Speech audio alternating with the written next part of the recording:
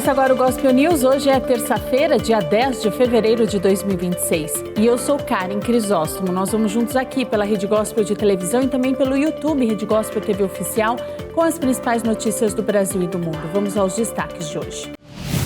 Produtos ficam mais caros no início do ano e gasolina pressiona o IPCA de janeiro. Entidades se mobilizam para travar projeto que acaba com o fim da escala 6x1. Palácio do Planalto discute regulamentação do ECA Digital e governo deve pedir CPF para acessar plataformas. Brasil repete pior posição em índice global de corrupção.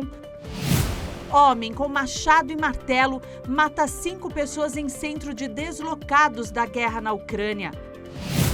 Homem mata morador de rua a facadas após desentendimento. Essas e outras notícias do Brasil e do mundo, agora no Gospel News. Boa noite. O Índice Nacional de Preços ao Consumidor mostrou que os preços subiram 0,33% no mês passado.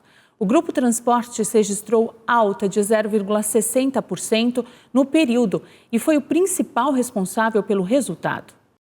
Os dados publicados hoje pelo IBGE mostram um avanço na inflação do país acima do esperado pelos economistas. O avanço de 0,33% em janeiro foi resultado de altas em grupos importantes da economia brasileira. Segundo o IBGE, o Grupo Transportes registrou alta de 0,60% no período e foi o principal responsável pelo resultado, com impacto de 0,12 ponto percentual. Dentro dele, a pressão veio dos combustíveis, que subiram 2,14%. A gasolina, por exemplo, teve alta de 2,6%. Outros combustíveis também registraram aumento, como etanol, óleo diesel e gás veicular. A alta do grupo de transporte teve influência ainda do ônibus urbano, que teve alta de 5,14%. Esse resultado foi influenciado por reajustes de tarifas em várias capitais. O grupo Comunicação registrou alta de 0,82% em janeiro, puxado principalmente pelo aumento dos preços de aparelhos telefônicos e por reajustes em planos de serviços. O diretor jurídico do Banco de Brasília, Jacques Veloso, pediu demissão em meio a investigações sobre o Banco Master. Em comunicado, ele afirmou que tomou a decisão para retomar a atuação na advocacia tributária, com foco na reforma tributária. E um levantamento recente do Centro de Liderança Pública mostra que a redução da jornada do trabalhador pode afetar ainda mais a economia do país. 640 mil empregos podem ser perdidos caso o projeto avance em Brasília. Segundo o levantamento, a redução de 44 horas para 40 horas semanais pode afetar diversos setores da economia. O comércio aparece como o setor mais afetado e pode ver a produtividade dos trabalhadores do segmento cair 1,3%. Isso significaria a eliminação de cerca de 164 mil vagas. Na sequência aparecem os setores da construção civil e da agropecuária, com possíveis cortes somando cerca de 60 mil vagas. Especialistas alertam que a proposta de reduzir a jornada sem corte proporcional de salários tende a elevar o custo do trabalho em um cenário já marcado por baixa produtividade. Na próxima quinta-feira, Hugo Mota deve se reunir com o presidente Lula e ministros para tratar da tramitação do projeto. Hugo Mota enviou ontem 2 projetos para a CCJ. O texto da deputada Érica Hilton diz que a duração do trabalho normal não pode ser superior a 8 horas diárias e 36 horas semanais, com jornada de trabalho de 4 dias por semana. O texto do deputado Reginaldo Lopes é parecido com o de Érica Hilton, mas não limita o trabalho em 4 dias. A Câmara dos Deputados se prepara para avançar em uma proposta que quebra a patente do Mounjaro e abre caminho para medicamentos genéricos. Com a urgência do projeto, a votação deve acontecer após o Carnaval. O plenário da Câmara dos Deputados aprovou o regime de urgência para o projeto de lei, o que tira a necessidade de debates em comissões. Interlocutores da casa acreditam que a votação deve acontecer após o Carnaval. As canetas emagrecedoras são indicadas para o controle de diabetes e ganhou popularidade depois de pessoas emagrecerem radicalmente. Mas versões falsas começaram a circular no comércio nacional, e isso chamou a atenção de parlamentares de Brasília. Segundo o autor do projeto, o deputado Mário Heriner, a aprovação pode reduzir a lucratividade do comércio ilegal, porque abre espaço para farmacêuticos nacionais e a produção em versão genérica com preço reduzido. Para a frente parlamentar, pelo livre mercado, o projeto gera insegurança jurídica, afasta investimentos e compromete a inovação do Brasil. A deputada federal Adriana Ventura, integrante do grupo, classificou a proposta como vergonhosa e alertou para o impacto negativo em qualquer indústria que dependa da pesquisa e desenvolvimento.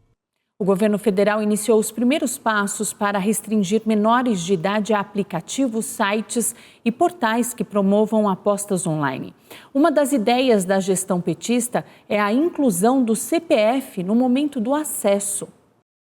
A restrição faz parte de um decreto que está sendo elaborado pelo Palácio do Planalto para regulamentar o ECA digital. Fontes do governo federal afirmam que a ideia é que as plataformas que ofereçam conteúdo impróprio para menores de 18 anos adotem um verificador eficaz de idade. Essa restrição também valeria para sites que tenham propagandas de pornografia e apostas eletrônicas. Mas essa comprovação de idade não se daria por autodeclaração, e sim por um sistema que adotaria credenciais verificáveis oficialmente. Um dos principais sites utilizados por menores é o Discord. A plataforma de comunicação online vai começar a verificar a idade a partir do mês que vem. Segundo informações, o aplicativo vai usar selfie para determinar se a pessoa tem menos de 18 anos. A empresa comentou que os arquivos serão analisados e posteriormente excluídos, e que, em último caso, poderá pedir um documento de identificação para checar a idade da pessoa.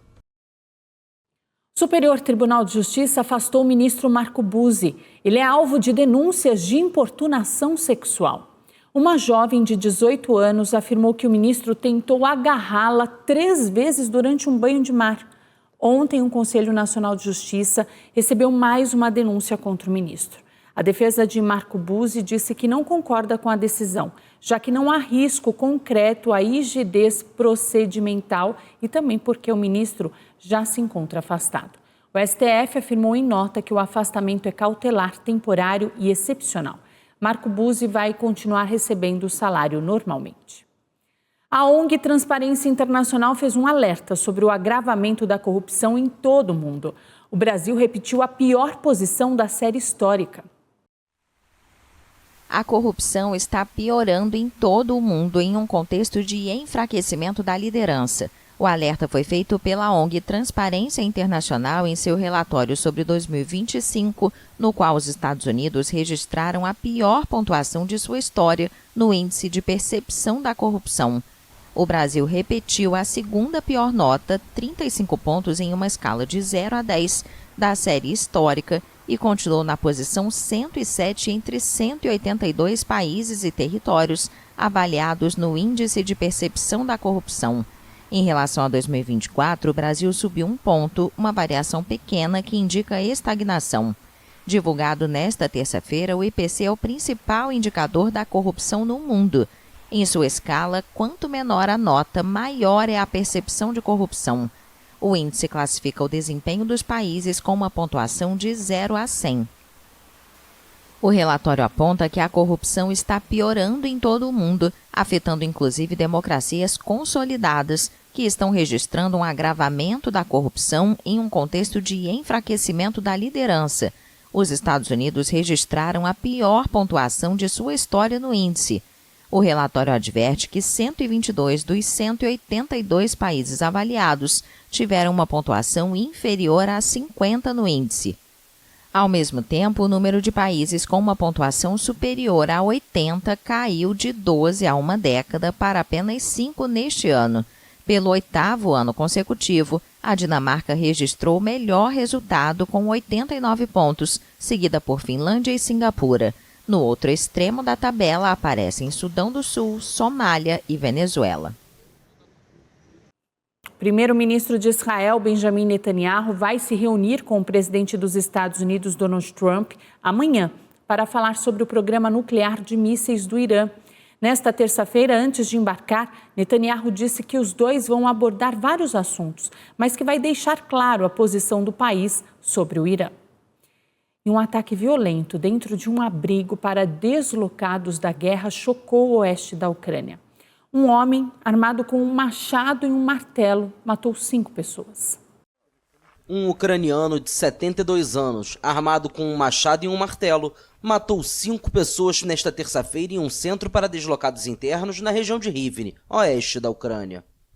O motivo do ataque ainda não está claro, mas autoridades indicaram que teve origem em um conflito doméstico que se transformou em uma briga entre moradores de um antigo prédio escolar, que agora abriga pessoas que fugiram da guerra no leste e no centro do país. Nas redes sociais, a Polícia Regional de Rivne afirmou que as 5 vítimas morreram no local. 2 homens de 60 e 68 anos, 2 mulheres de 81 e 78 anos da região de Donetsk e um homem de 56 anos da região de Kirovohrad. Imagens divulgadas pela polícia mostram um grande buraco na porta que dá acesso a um dos cômodos e vestígios de sangue em um machado e no chão do prédio. De acordo com a Procuradoria-Geral, o suspeito, um deslocado também da região leste de Donetsk, epicentro dos combates entre Kiev e Moscou, foi preso, e uma investigação por homicídio premeditado foi aberta. A ex-companheira e cúmplice de Jeffrey Epstein exigiu um indulto do presidente Donald Trump para dizer o que sabe sobre o caso. Ela não respondeu a nenhuma pergunta durante um depoimento por videoconferência. Ghislaine Maxwell, ex-companheira e cúmplice de Jeffrey Epstein, se recusou a responder perguntas do Comitê do Congresso dos Estados Unidos, que investiga os vínculos do falecido criminoso sexual com figuras poderosas, mas disse estar disposta a fazê-lo se o presidente Donald Trump lhe concedesse um indulto. Ms. Maxwell, were you a close friend and confidant? A senhora era amiga íntima e confidente de Jeffrey Epstein? Gostaria de responder a sua pergunta, mas por recomendação do meu advogado, recuso-me respeitosamente a responder a esta e a quaisquer outras perguntas relacionadas. Meu pedido de habeas corpus está pendente no Distrito Sul de Nova York. Portanto, invoco meu direito ao silêncio, garantido pela 5ª emenda da Constituição. Se este comitê e o público americano realmente desejam ouvir a verdade sem filtros sobre o que aconteceu, existe um caminho direto. A senhora Maxwell está preparada para falar completa e honestamente, se lhe for concedido indulto pelo presidente Trump. A audiência a portas fechadas e por videoconferência com Maxwell, presa no Texas, ocorreu em meio à tempestade provocada pela recente publicação de uma grande quantidade de documentos do caso Epstein. Na segunda-feira, o Departamento de Justiça abriu os arquivos não censurados para revisão por membros do Congresso, depois que vários parlamentares expressaram preocupação com o fato de alguns nomes terem sido eliminados. Uma lei de transparência aprovada em novembro no Congresso e sancionada por Trump, após pressões de seu próprio Partido Republicano, obrigou o Departamento de Justiça a divulgar todos os documentos em sua posse relacionados a Epstein, encontrado morto na prisão em 2019, enquanto aguardava julgamento por tráfico sexual de menores. Epstein havia sido condenado em 2008 por solicitar serviços de prostituição de uma menor. Seus extensos vínculos com políticos, celebridades e acadêmicos de todo o mundo, especialmente após sua libertação em 2009, se tornaram politicamente explosivos. Maxwell, de 64 anos, é a única pessoa condenada por um crime relacionado a Epstein. Ela foi considerada culpada em 2021 por tráfico sexual de menores para o financista e cumpre uma pena de 20 anos de prisão. As forças americanas interceptaram um petroleiro no Oceano Índico. Um vídeo publicado no X pelo Comando Sul dos Estados Unidos mostra um ataque a uma suposta lancha do tráfico de drogas. O Pentágono informou que as forças americanas interceptaram no Oceano Índico um petroleiro que conseguiu se esquivar do bloqueio imposto pelo presidente Donald Trump aos navios sancionados no Caribe. O petroleiro operava desafiando o bloqueio estabelecido pelo presidente Trump para os navios sancionados no Caribe. Fugiu e nós o seguimos, declarou o Pentágono na rede social X, acrescentando que o navio foi rastreado e perseguido do Caribe até o Oceano Índico. Este é o 8º navio apreendido pelos Estados Unidos desde que Trump ordenou em dezembro o bloqueio dos petroleiros sancionados que partissem ou se dirigissem à Venezuela. Além disso, é o 2º petroleiro interceptado longe do Caribe após conseguir driblar as forças americanas. No mês passado, os Estados Unidos apreenderam no Atlântico Norte um petroleiro vinculado à Rússia que zarpou da Venezuela. O governo em Washington mobilizou uma enorme força naval no Caribe com o objetivo de atacar o tráfico de drogas rumo aos Estados Unidos. Desde então, essas forças colaboraram para a detenção de Nicolás Maduro em um ataque de 3 de janeiro na Venezuela e nas operações para interceptar os petroleiros sancionados. Os navios apreendidos representam uma parte muito pequena da chamada Frota Fantasma, um número indeterminado de petroleiros utilizados por vários países para contornar as sanções impostas por Washington contra o setor. Também nesta segunda-feira, um vídeo publicado no X pelo Comando Sul dos Estados Unidos mostra o que afirma ser um ataque a uma suposta lancha do tráfico de drogas no Pacífico Oriental. 2 pessoas morreram e uma sobreviveu ao ataque, diz a publicação no X, acrescentando que a Guarda Costeira foi notificada para ativar o sistema de busca e resgate para o sobrevivente. As autoridades cubanas informaram às companhias aéreas que operam no país que o fornecimento de combustível vai ficar suspenso durante um mês. Os Estados Unidos proibiram a Venezuela de comercialização de querosene de aviação e ameaçaram impor sanções a qualquer país que negocie com Cuba. Cuba informou às companhias aéreas que operam no país que o fornecimento de combustível será suspenso durante um mês a partir da meia-noite desta segunda-feira. A decisão ocorre por conta da crise energética enfrentada pela ilha em meio à pressão dos Estados Unidos. De acordo com o executivo de uma companhia europeia em anonimato, a medida vai obrigar as empresas que operam voos longos a fazer uma escala técnica na volta para garantir o abastecimento de querosene. A fonte declarou que os voos regionais devem seguir suas conexões normalmente. A Air France, em Havana, afirmou que mantém sua rota com uma escala técnica em outro país do Caribe. Cuba enfrenta uma forte crise energética por conta do fim do fornecimento de petróleo pela Venezuela após a derrubada do presidente Nicolás Maduro em operação militar dos Estados Unidos no início deste ano. O governo da ilha anunciou um pacote de medidas para amenizar a crise energética, como uma semana de trabalho de 4 dias e teletrabalho nas empresas estatais, assim como restrições à venda de combustível. Também decretou jornadas mais curtas nas escolas e a redução dos serviços de ônibus e trens entre as províncias, bem como o fechamento de certos pontos turísticos. A presidente mexicana Claudia Sheinbaum voltou a criticar os Estados Unidos por impor tarifas aos países que forneçam petróleo a Cuba e declarou que o México seguirá enviando ajuda humanitária à nação caribenha. Porque não se pode ahorcar a pueblo assim, dessa maneira. É muito injusto. Não se pode estrangular um povo desta maneira, é muito injusto. Então peço que não haja sanções e que se apoie o povo, sempre. E que se apoie ao pueblo, sempre. O México informou o envio de 2 navios militares com mais de 814 toneladas de mantimentos para Cuba. A Procuradoria-Geral do México confirmou a morte de 5 trabalhadores de uma mina canadense que foram sequestrados há 2 semanas. A Procuradoria-Geral do México confirmou a morte de 5 dos 10 trabalhadores de uma mina canadense sequestrados há 2 semanas no noroeste do país, em uma região disputada entre criminosos por sua riqueza mineral.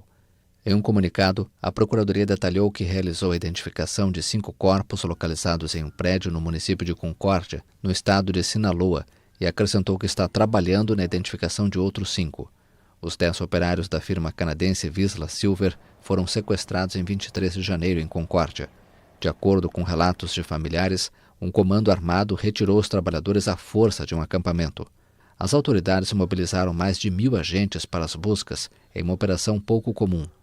Também é raro o sequestro de um grupo tão numeroso de trabalhadores de uma empresa multinacional. O complexo da empresa canadense fica em Pánuco, uma comunidade com centenas de moradores do município de Concórdia. A região sofre há meses com numerosos sequestros.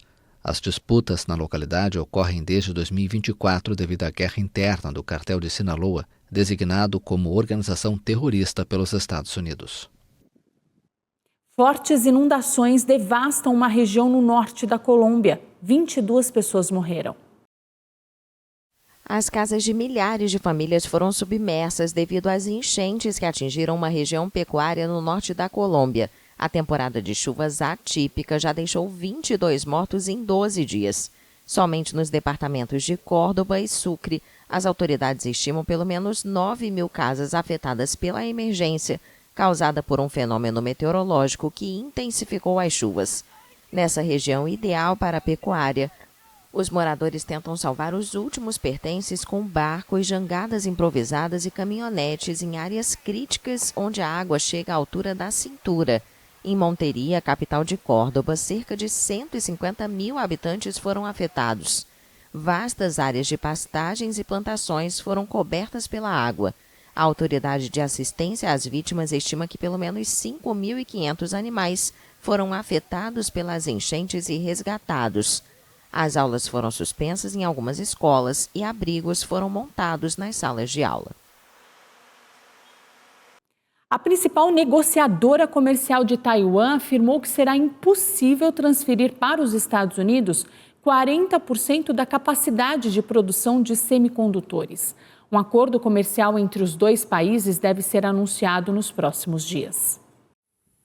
A principal negociadora comercial de Taiwan afirmou que será impossível transferir para os Estados Unidos 40% da sua capacidade de produção de semicondutores e rebateu as versões de que a indústria de chips da ilha seria realocada. Taiwan é uma potência mundial na fabricação de semicondutores, componentes cruciais da economia global, mas o governo americano deseja que a tecnologia seja produzida nos Estados Unidos. Washington concordou em janeiro em reduzir de 20% para 15% as tarifas sobre os produtos da ilha, mas Taiwan deve aumentar seus investimentos nos Estados Unidos. O secretário de Comércio americano, Howard Lutnick, afirmou em janeiro que seu país quer transferir até 40% da cadeia de suprimentos taiwanesa de semicondutores. Ele advertiu que as tarifas subiriam fortemente se isso não fosse concretizado. Mas em uma entrevista exibida no domingo pelo canal de televisão taiwanês CTS, a vice-primeira-ministra e negociadora comercial, Cheng Li-Xiun, afirmou que explicou às autoridades americanas que o ecossistema de semicondutores não será realocado.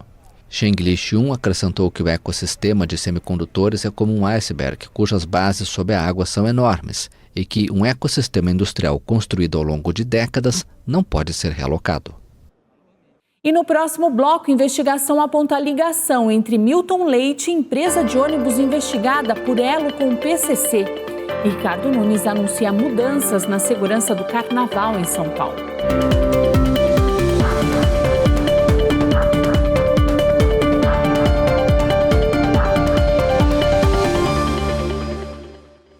Hoje, no quadro Fala Deputado, o deputado estadual Eduardo Nóbrega traz os detalhes de uma conversa que teve com autoridades de Itapecerica da Serra.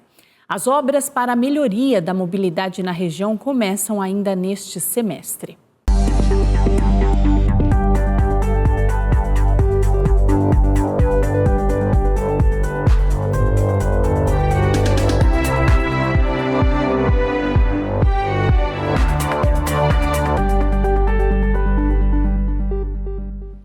Fala pessoal, aqui é o deputado estadual Eduardo Nóbrega.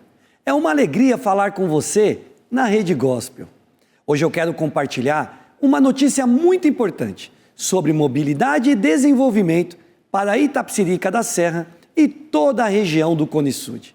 Durante muitos anos, a população conviveu com dificuldades de acesso e trânsito pesado, o que impacta diretamente a rotina das famílias e dos trabalhadores.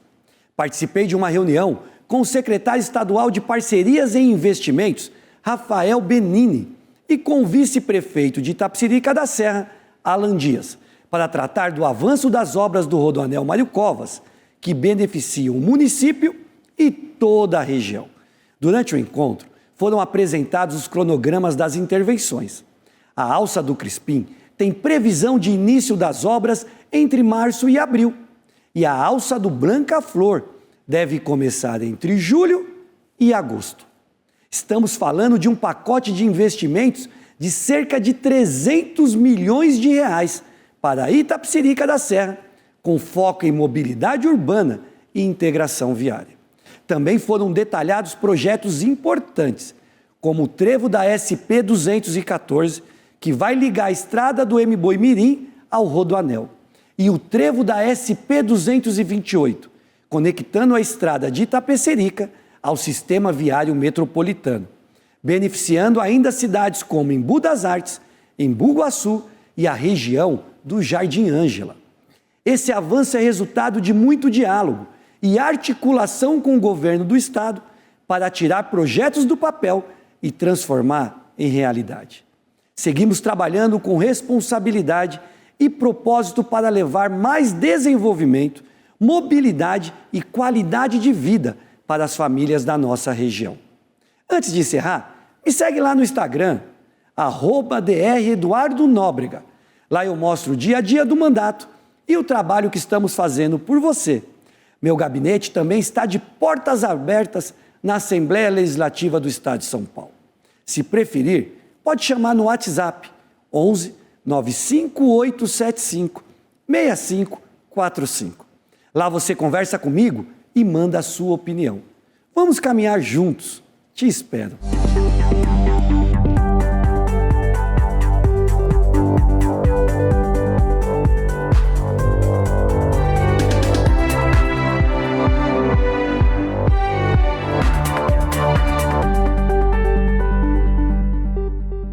E o governador de São Paulo, Tarcísio de Freitas, sancionou hoje o projeto de lei que autoriza o sepultamento de cães e gatos em jazigos de tutores ou familiares em todo o estado.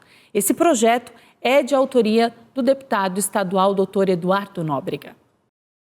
Conhecido como Projeto Bob Coveiro, foi inspirado no caso de um cão que viveu por 10 anos em um cemitério em Taboão da Serra e, quando morreu, foi autorizado o enterro junto à tutora.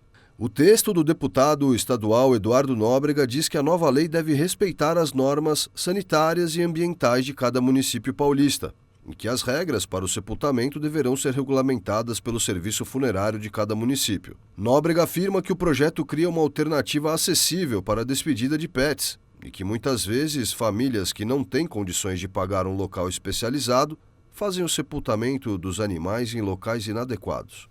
O deputado estadual lembra que hoje existe um verdadeiro monopólio na cremação de animais, com valores inacessíveis, e que o projeto é sobre reconhecer que pets fazem parte da família.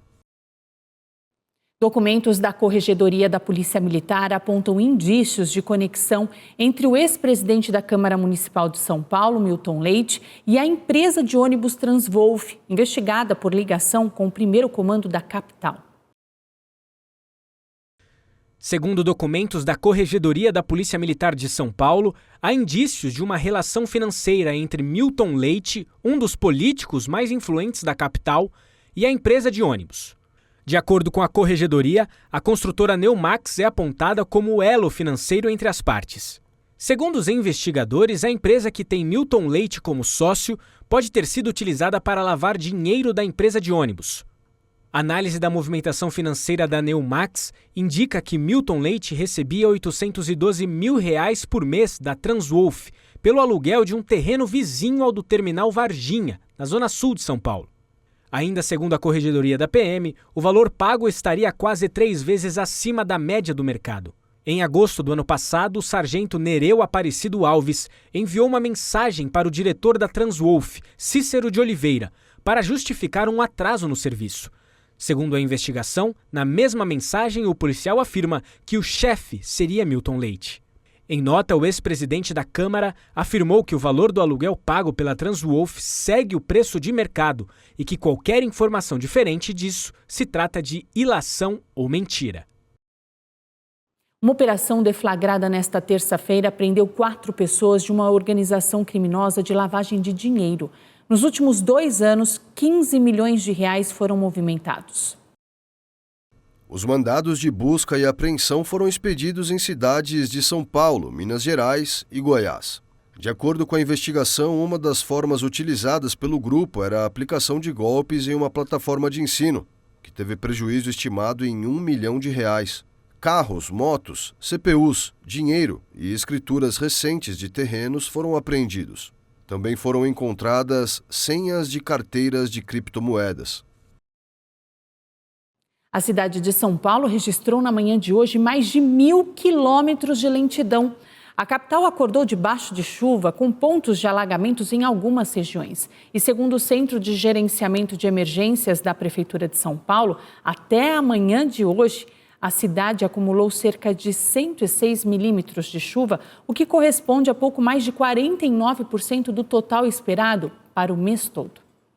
E a Prefeitura de São Paulo afirmou que vai reforçar o plano de contingência do Carnaval de Rua no próximo final de semana, após a superlotação registrada em blocos do centro. As saídas para o público foram ampliadas e cada trio elétrico vai contar com um agente da Prefeitura. Segundo a administração municipal, os agentes vão acompanhar o andamento dos desfiles, verificar possíveis atrasos e acionar intervenções imediatas em caso de risco. Postos de saúde e equipes de atendimento também serão reposicionadas para um melhor socorro aos foliões. Um homem foi preso pela morte de um morador em situação de rua em Benfica, na zona norte do Rio. O criminoso, Alexandro Tenório Silva, alegou que teve um desentendimento anterior com a vítima. Caio Cauã dormia na hora do crime. Imagens de câmeras de segurança registraram o momento do crime.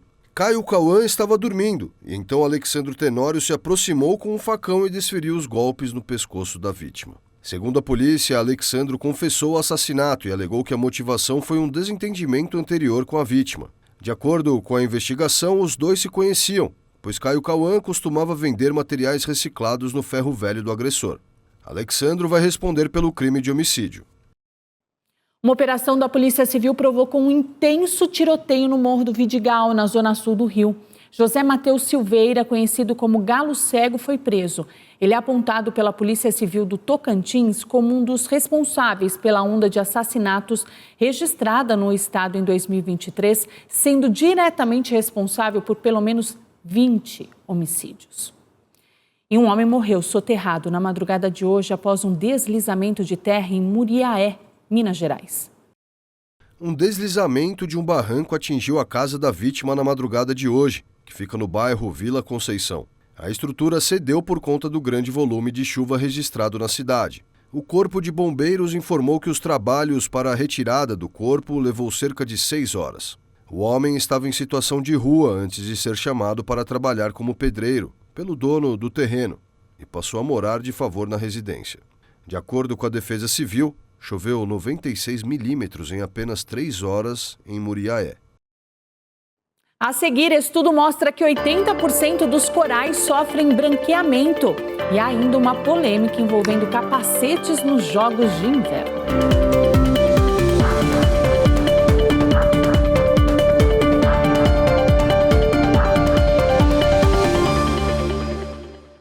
Um novo estudo publicado pela revista científica Nature mostra que o branqueamento de corais atingiu cerca de 80% dos recifes do planeta e provocou a mortalidade de 35% das áreas monitoradas.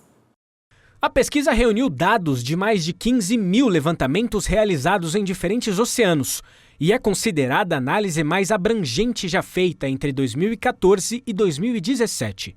Para estimar a dimensão dos danos, os pesquisadores combinaram observações diretas em campo com dados de satélite sobre a temperatura da superfície do mar e o estresse térmico acumulado.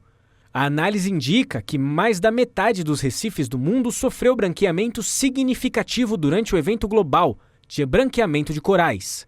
O pesquisador brasileiro Guilherme Longo, da UFRN, e um dos autores do estudo, disse que antes dos anos 2000, eventos de branqueamento aconteciam a cada 10 ou 15 anos, o que ainda permitia a recuperação. Os pesquisadores também destacam que o aquecimento dos oceanos tem aumentado a frequência e a intensidade dessas ondas de calor marinhas, reduzindo o intervalo necessário para que os recifes se recuperem entre um episódio e outro. Aqui no Brasil, os impactos do evento global foram considerados relativamente menores em comparação com outras regiões, possivelmente por características locais, como maior turbidez da água em alguns recifes, o que pode reduzir a incidência da radiação solar. Começou o julgamento contra a Alphabet e a Meta em um tribunal civil de Los Angeles. O júri popular vai decidir se essas empresas criaram de forma consistente plataformas para tornar as crianças dependentes.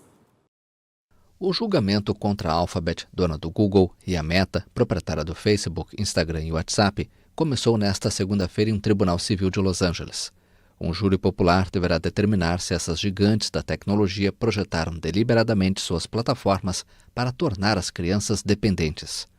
O resultado pode estabelecer um precedente judicial em matéria de responsabilidade civil dos operadores de redes sociais, até agora isentos. Estão convocados para depor o diretor executivo da Meta, Mark Zuckerberg, em 18 de fevereiro, e o responsável pelo Instagram, Adam Mosseri, a partir de quarta-feira. Também se espera que a Justiça chame para testemunhar Neil Mohan, diretor do YouTube, cuja empresa-mãe é a Alphabet.